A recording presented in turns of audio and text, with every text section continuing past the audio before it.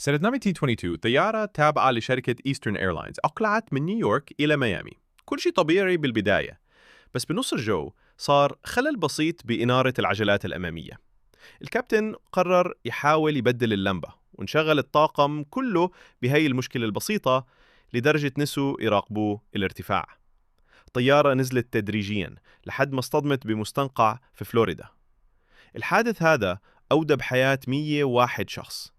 بس الأكثر غرابة، بعدها بكم شهر طيارين ومضيفات ببعض الطيارات الجديدة بدوا يشوفون أشباح كابتن الطيارة وطاقمه.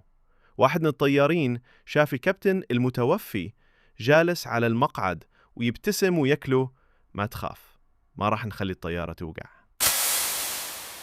هاي القصة صارت من أكثر القصص الغامضة بتاريخ الطيران، وفعلا تم تسجيل شهادات رسمية من طواقم الطيران عن ظهور الأشباح. تتوقع هي خرافة؟ لو فعلا أرواحهم بعدهم ما مرتاحين؟